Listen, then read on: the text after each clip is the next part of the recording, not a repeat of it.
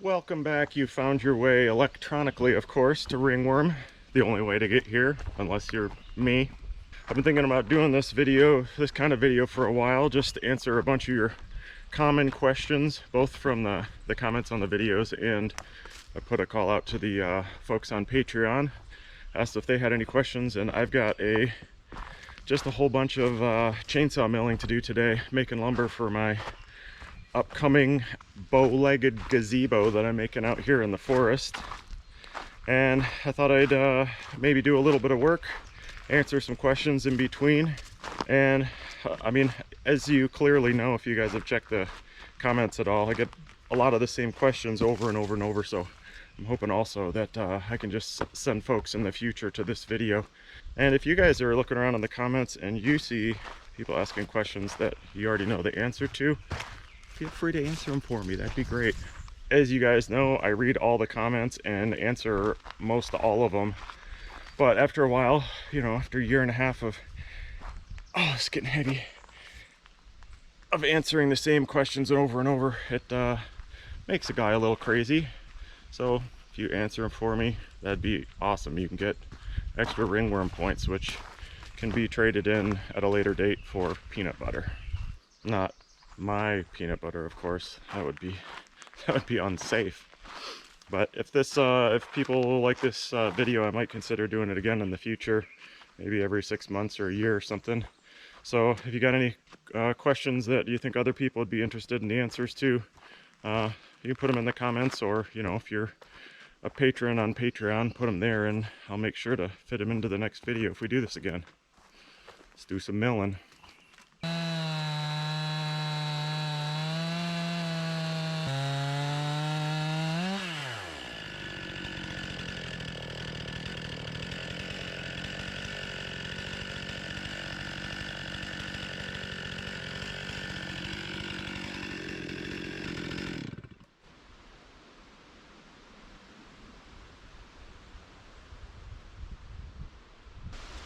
Number one most asked question: why don't I build a cabin? Those of you that have been watching more than 2 or 3 or 4 videos already know the answer. I'm not trying to homestead. I'm not trying to like move out here, see how long I can hack it, grow food, collect wild edibles. I just came out here for fun. Got the property a year ago February, so it's now late June, and my buddy Tito and I moved out here we came out here with sleeping bags and chainsaws just to see how long it would be fun, just to come screw around in the woods like you're going backcountry camping, and we'd keep camping until we wanted to leave. That's another question I get a lot. What happened to Tito?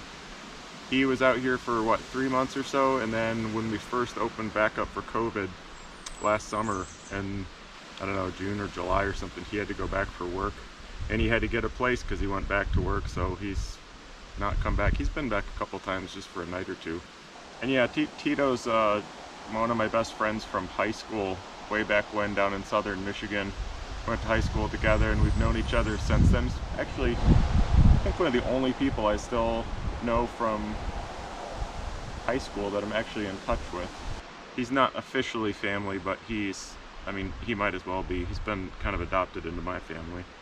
I could build a cabin, but then truly I think what would happen if I had a cabin is when the weather's bad or it's too cold or whatever, you just stay inside, and I think after a short amount of time you get used to just being in that space and kind of playing it safe, and I think I would get cabin fever and get bored, so that's why I don't do that.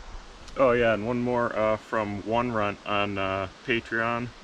Where do you stand on the hot dog debate? Is it a sandwich or not? Come on, dude. Like, I feel like the answer is so obvious that it would be ridiculous to waste my time going into it. Sorry. Did you grab that end? Grab it. It's worthless. Totally worthless, you guys.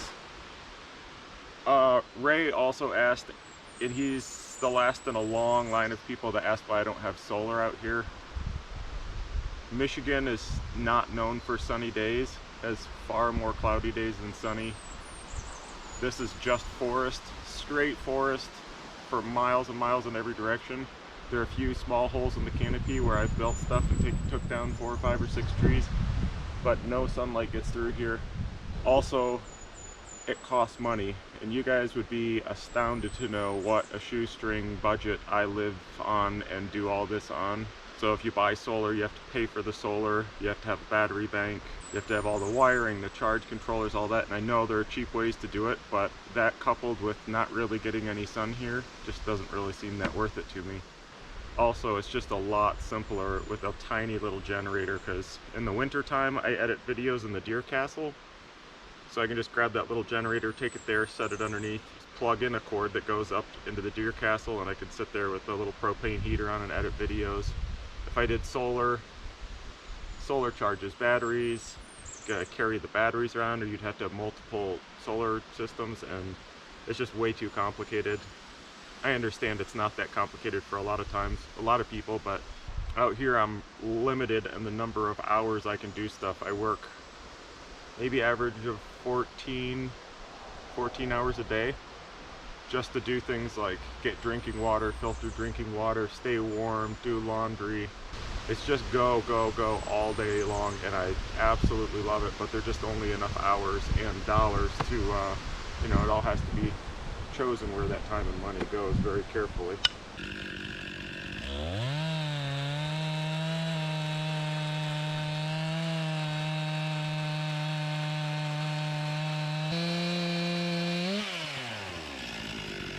The second most common question that I've got in the last year plus is, why don't I dig a well?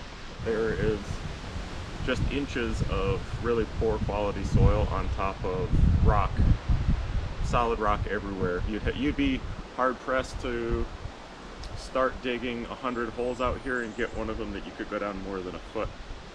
Just doesn't happen, so a well's not really going to work. That's also another question, is when am I going to, or why don't I grow a garden? Same thing, no sun, really poor soil, and the growing season's so short. I mean, this is almost Canada, and I'd like to be able to, you know, if I want to take off for a week or two and go somewhere, I don't want to have to really worry about everything dying, or there's nobody going to come out here to water my plants for me. So. And I don't have a well to water my plants. It's very complicated life out here, very complicated. Man, it's like 3 minutes from being July, and today's a high of 54 and blowing all day. I'm actually kind of cold. Troy on Patreon asked, what's the minimum acreage you'd need to do something like this? I'd say really, really small if you don't have any neighbors. You could definitely find pieces of property that are surrounded. I mean, they're hard to get to, but surrounded by national forest, they'd be perfect. You could get like 2 acres and do this. I mean, if you're going to build as much stuff as I do, eventually I guess you'd run out of millable trees, but it doesn't take any property to just go camp if there's nobody around. I wanted to get 20 acres. Yeah, my thought was to get 20 acres or more, because I went and stood in the woods and measured out how far you could see somebody's house away, or a building away from you in the winter, and it seemed like 20 acres would have been the absolute minimum.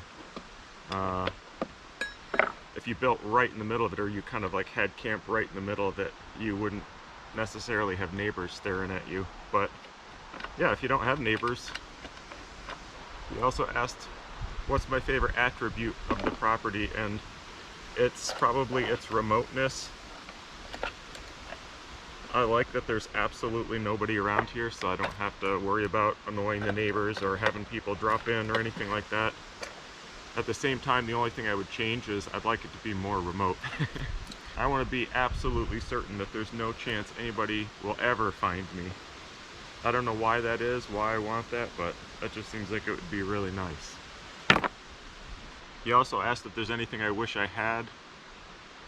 I just do it. Yeah, I wish I had that other chain. I think I'm losing my mind.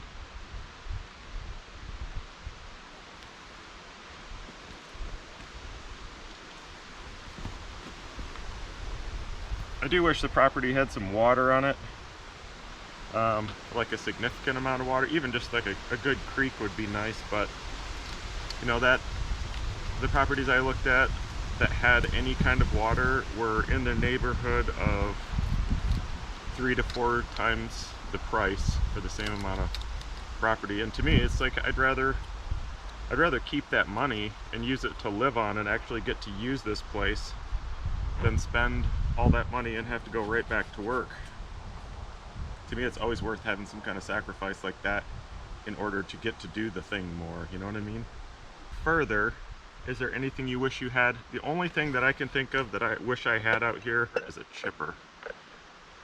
I don't know if you can see these, they're just piles of brush everywhere, and I burn it and burn it and burn it as much as I can just to get rid of it so it's not laying everywhere, but it takes so much time and I'd rather not burn it.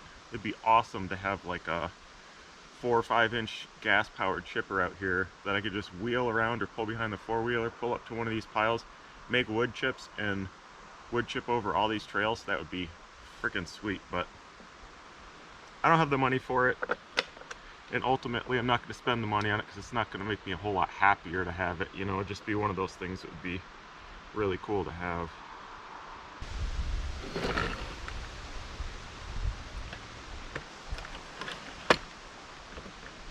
Sarah asked, Ryan, how did you get to be such a stud? I mean, you know, it's just one of those things, you know, just like the sun rises in the west and sets in the east every day. It's just like, it's just a way of nature. That's all I can tell you. Most of this will get chucked, but this is like the last board that actually cut right through the cutoff here. The mill came right out the other side, but I do it anyway because I mean I can cut this off here, and there's a 5-foot 2x10 or 1x10, I guess. No sense in throwing it away. Another question I get asked a fair amount is, why don't I get a bandsaw mill? The absolute only reason I'm out here is to have fun, and I have a chainsaw mill and I love to chainsaw mill. It's super fun, so I don't see any reason why you take something that's going really well and spend money to try to change it. I understand it'd be way faster, easier in some way, but I mean, the only purpose for building any of this stuff is so that I'm entertained while I'm building it. So if I rush to get through with it, try to do stuff faster, it just doesn't make any sense. If anything, I want things to go slower. So I'll keep chainsaw milling.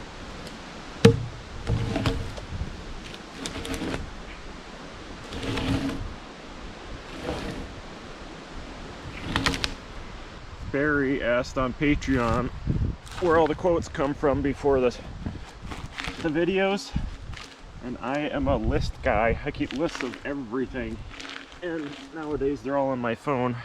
I've probably got 40 different lists of different stuff in there, but I've kept quotes in there for a long time. I always had when I'm reading and I find a good quote, it gets written down, so this was my excuse to pull them all out and use some of them. I do sometimes just look them up though. If I don't have one that's quite right for a certain video, I'll look it up online.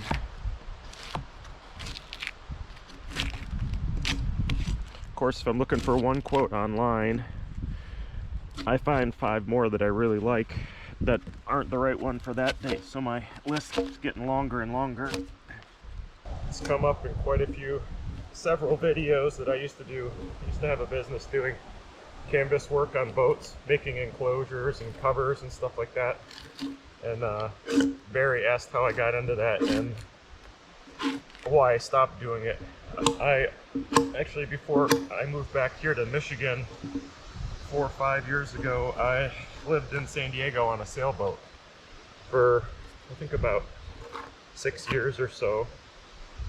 And as you can tell, I do everything myself. I don't like to hire anybody to do anything if I can figure it out. So I did a lot of canvas work on my boat, and eventually people started asking if I would consider doing it for them, and it just turned into a business. Never had a business card, never advertised anything. It was just from people seeing me on the dock asking if I would do work on their boats. So I did that until Well, as long as I was in San Diego, then sold the boat and moved back here, closed up shop.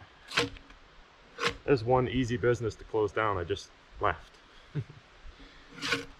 I did that for several years, and I still have a lot of leftovers, so that's how this stuff ends up in the videos, like the cover I just made for the stove, cover for the chainsaw sharpener, the windows in the deer castle, that clear plastic, that's plastic that goes in like boat enclosures, like if you have a canvas enclosure or a Bimini or a Dodger or something that has flexible windows, that's what that stuff is.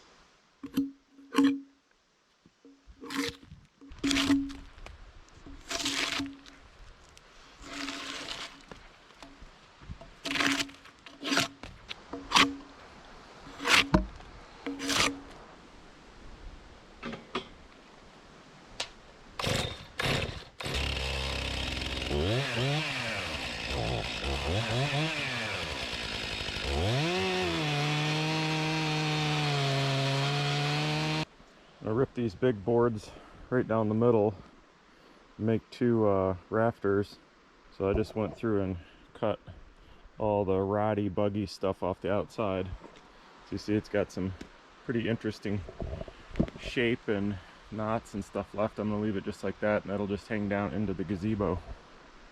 The next extremely common question, it's actually many different questions that I'll just lump into one. I'll say it's the comments after a build video, and it starts with, why didn't you?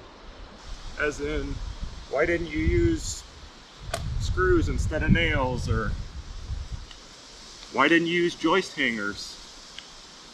Why did you use 2x6s instead of 2x8s? The answer to all the questions that start with why didn't you is, I don't know.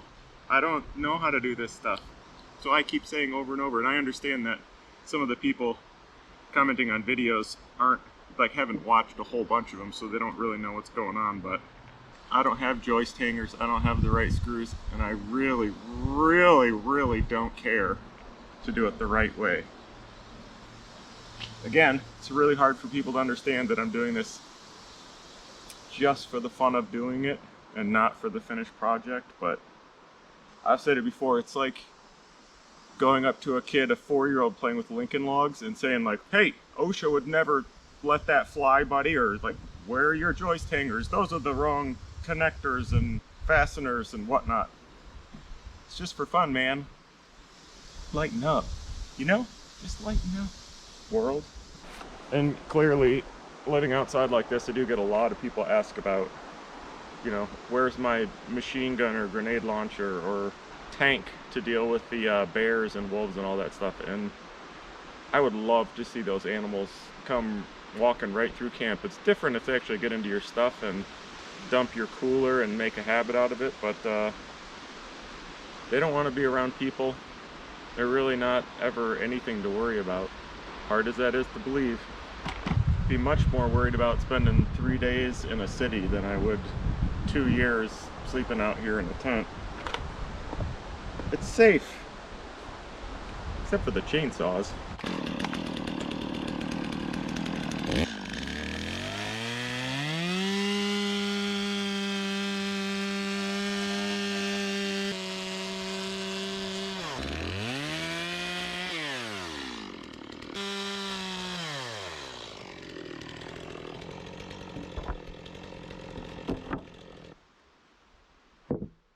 Clearly this side of the board's going to be all trashed, but I'm just going to slice out this little bit of worm-eaten stuff, and then I can get one joist out of there.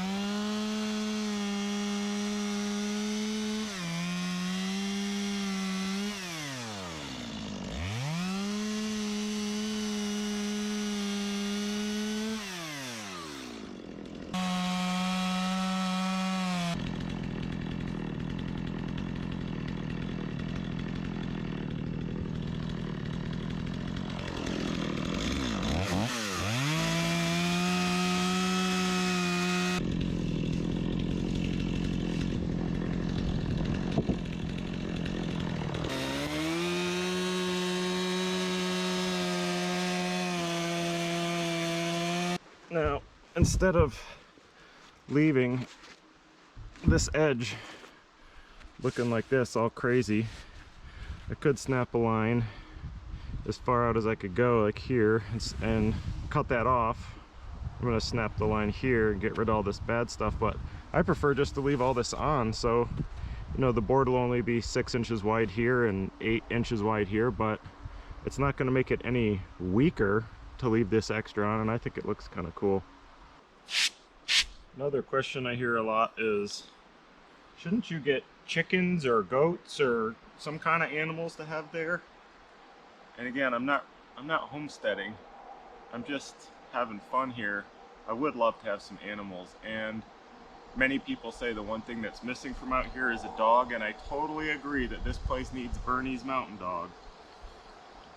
I tried to get one last winter, and it just couldn't be worked out. So I don't know, we'll see. Maybe that'll change in the next year or two. I really need a Bernese. Anybody have an extra Bernese Mountain Dog puppy they want to get rid of? I'll help you. I'll take it off your hands just free and clear. I won't even charge you. That's quite a deal for you. Do you have too many Bernese Mountain Dogs? Call Ringworm. And once I cut that off, it's still going to be hard to tell which side is the good side and which one's the bad side. This is a big, you can't see it on this side, but the other side is a big wormhole right there. This, although it's funky and lumpy, is all good wood.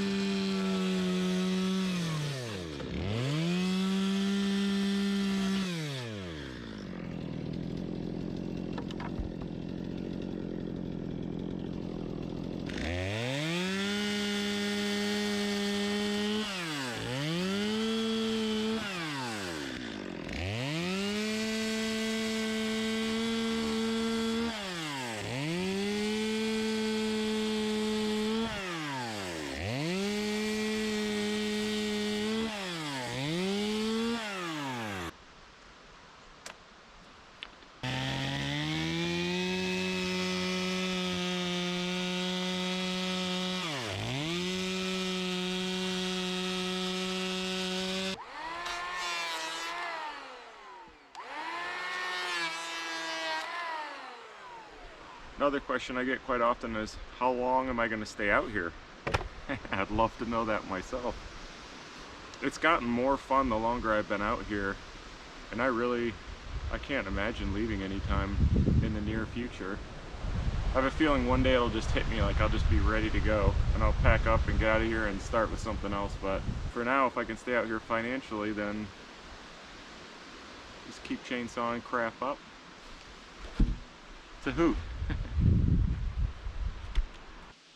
Man, I got a bad case of the hungries and the tireds. Like all of a sudden last night, I had to quit, run up here and eat, and then I think I was asleep by like 8:30. Woke up at 4:30 this morning. The only other question that came to mind that people are curious about, and I think it's kind of important, is how do you deal with bugs when you live in a place like this? All the news and the locals and everybody say this is a really bad year for ticks, and so far I've seen one, and it was the first day before I got out all my bug stuff. They make, Home Depot sells these big bags, like 5 or 10 pound bags of stuff that you can sprinkle on the ground that, you know, it's probably not good for other things, but it sure beats getting Lyme disease. You can just, I spread it out by hand. You can use one of those crank grass seed spreaders, and I saw that first tick. I put the stuff out later that day and haven't seen a single one. So if it wasn't for that, I don't know what I would do out here. I'd just be covered in them. But I just do it on this small area here, you know, maybe 100 feet by 100 feet, just where I spend a lot of my time, and no ticks. Also, the mosquitoes are, clearly it's Michigan, the mosquitoes are really bad.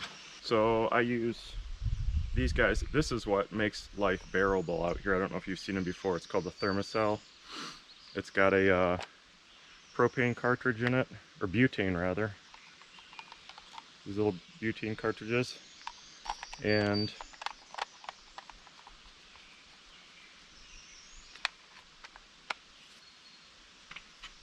a little mat that goes in here like this, and it takes about 10 minutes or so. It gets up to temperature, and there's just kind of like a really fine fog that comes out of it. I've read tons and tons of studies on it. I mean, of course you think you shouldn't be breathing that, but I don't think it's any different than breathing like the scent of the bug spray or whatever. Anyway, take it however you will, but I can sit in the tent in the evening when the mosquitoes are horrible with the door open. I just leave this running in there, and usually use the pads that are mostly used up. So if you're sitting out here, it might not be enough, but just the tiniest bit comes off of it, and that's what allows me to be sane out here with the bugs. Just fired this up for a second so you can see. I don't know, might be too hard to see the smoke coming off of this. Oh, there you can see it a little bit. Smoke, steam, whatever it is. I'll put a link in the description of the videos too, that just goes to Amazon where you can buy these things. They are really, really fantastic, and I get paid nothing for saying that. And it smells amazing. Really, really good. Kind of get addicted to the smell after a while. Partly it's got to be a connection in your brain between not getting bit by mosquitoes and that certain scent, but it's lovely. Anyway, it's beautiful right now, but it looks like we got another giant storm coming in for a couple hours, so I gotta get this stuff put away. Appreciate you guys watching, and like I said, if you got any other questions, throw them in the comments, or if you're Patreon patrons, you can always send them to me that way. Make sure I get them, and I'll keep track of them, write them down, and if I get enough new ones that I think would be of interest to more people, I'll do another video later on. Thanks for watching. You know, like and subscribe and all that junk if you feel like it.